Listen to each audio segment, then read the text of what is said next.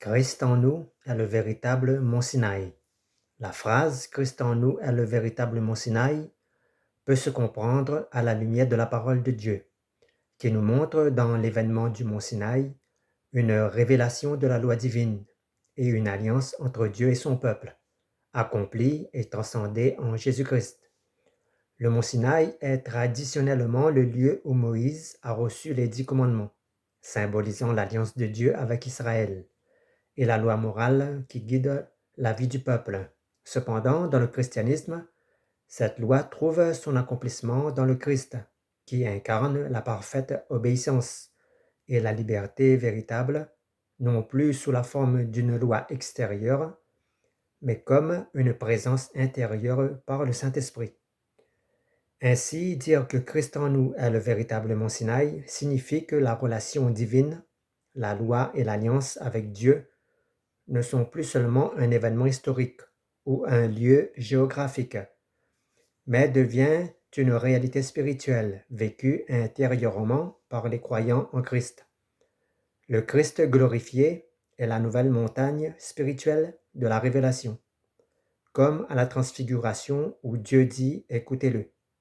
La loi de Dieu devient alors la loi de l'amour et de la liberté intérieure, incarnée par la présence de Christ en nous. Autrement dit, cette expression souligne que la vraie rencontre avec Dieu et la vraie loi ne sont plus liées à un lieu extérieur, c'est-à-dire le mont Sinaï, mais à la présence vivante de Christ en nous, par le Saint-Esprit, dans le cœur des croyants, qui est la source de notre liberté et de notre vie de foi et spirituelle. Le mont Sinaï, dans l'Ancien Testament, symbolisait l'ancienne alliance, fondée sur la loi donnée à Israël. Christ en nous incarne la nouvelle alliance, où la présence de Jésus en nous transforme et perfectionne notre obéissance par le Saint-Esprit. Cette présence intérieure de Christ en nous est la source d'une transformation progressive, où nous, les croyants, nous sommes conformés à l'image de Christ, reflétant la gloire de Dieu, non plus par une loi extérieure, mais par une vie renouvelée et sanctifiée de l'intérieur. Ainsi, Christ en nous est le véritable mont Sinaï, car c'est en lui que la loi divine trouve son accomplissement parfait et sa puissance vivante, rendant possible maintenant une relation directe et personnelle avec Dieu, dépassant la simple observance extérieure des commandements. Autrement dit, Christ en nous signifie que la loi et la révélation divine sont désormais incarnées et vécues intérieurement, où les véritables enseignements ne sont plus inscrits sur des tables de pierre, mais sur des tables constituées de pierres vivantes, symbolisées par notre cœur.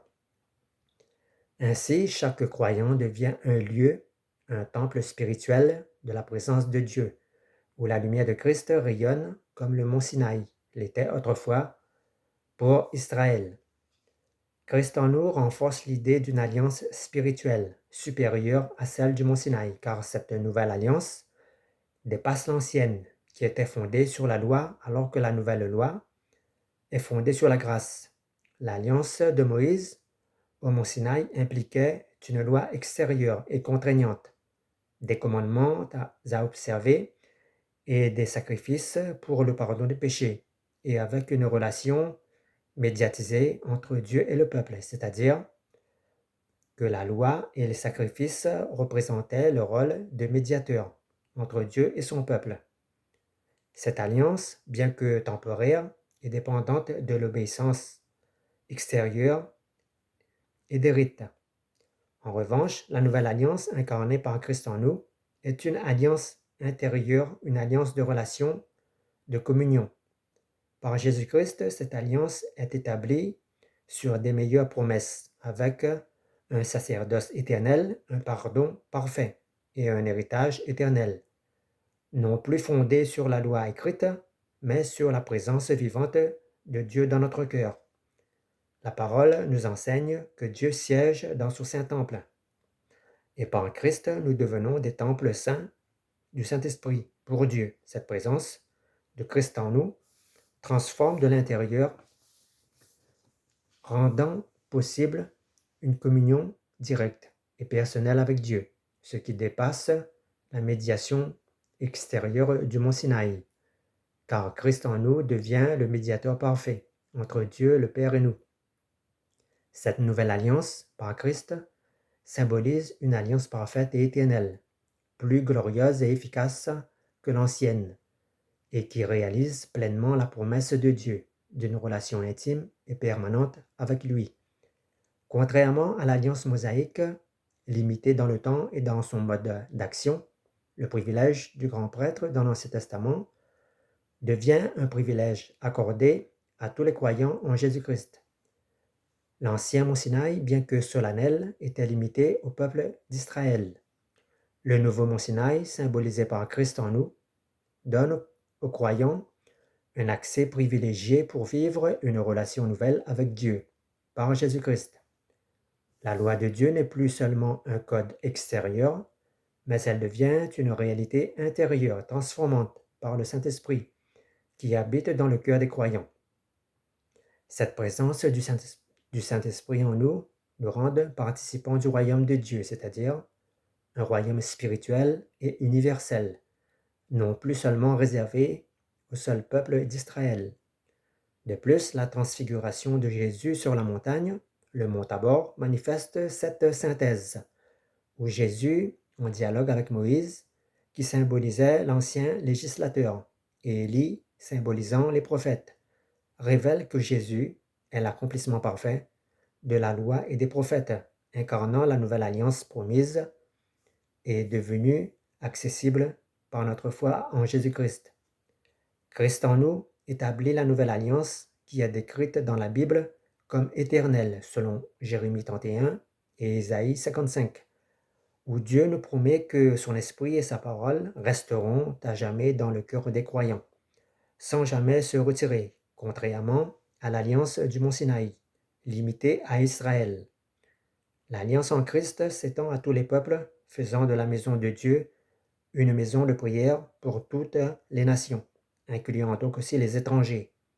Par le sang de Jésus, la nouvelle alliance devient accessible à tous ceux qui croient, dépassant les frontières ethniques et culturelles de l'ancienne alliance.